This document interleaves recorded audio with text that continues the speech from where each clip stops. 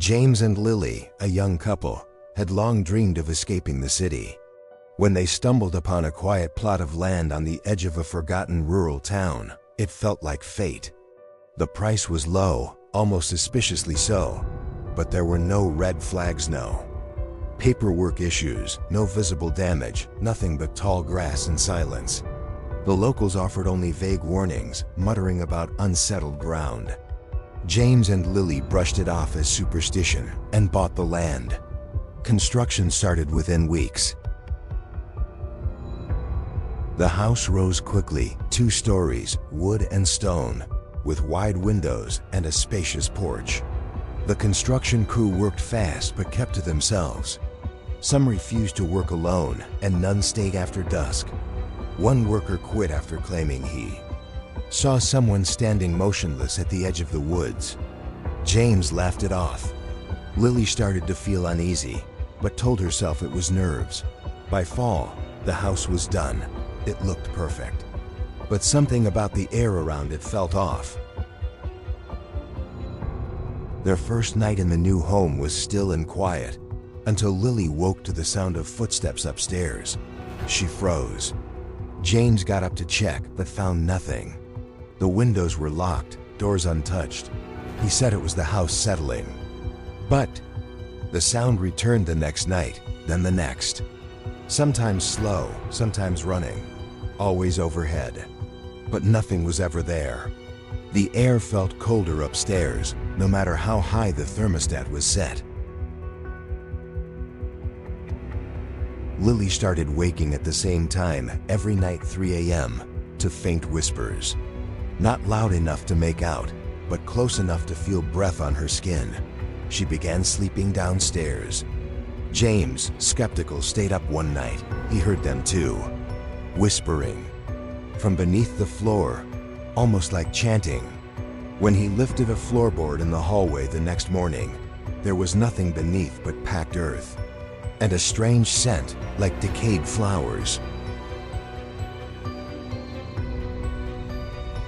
While organizing boxes in the basement, James noticed a patch in the concrete that seemed newer than the rest. Driven by a sense of dread, he pried it open. Beneath was a shallow pit of loose soil and fragments of bone. Not animal, human. He called the sheriff. An investigation was opened, but closed quickly, and no one in town wanted to talk. Old ground was all they said.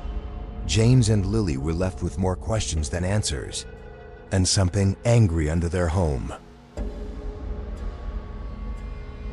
James began sleepwalking. He'd wake up standing outside in the exact spot where he uncovered the bones. Dirt was always under his nails. Lily caught him murmuring in his sleep, words in no language she understood. Meanwhile, she dreamed of being buried alive, earth filling her mouth, hands pulling her downward. Neither of them felt safe. The house groaned at night, and shadows no longer matched their bodies. An elderly local man came forward after hearing about their discovery. He revealed that their land once held a small, unmarked cemetery in the early 1900s. When the town expanded, the graves were relocated. But poor records meant many were forgotten, left behind. The church that handled the move burned down decades ago. No markers remain. No one knows how many are still buried. But the dead haven't forgotten. They began to see them. Figures in old clothing standing silently at the edge of the woods, faces pale, eyes empty. At night, they appeared inside, reflected in mirrors, lurking at the top of the stairs. Their dog refused to enter the house, barking violently at empty corners.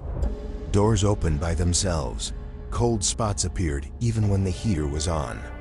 James set up cameras, but nothing showed. Just static and occasionally faint weeping. The house turned against them. Lights burst. Faucets ran black. Scratches appeared on walls overnight. One final night, the chanting returned, dozens of voices rising from beneath the floor, shaking the walls. James saw her, a woman in a burial, dress standing at the foot of their bed, pointing toward the basement. Lily screamed. They ran. They didn't stop until sunrise. They never returned.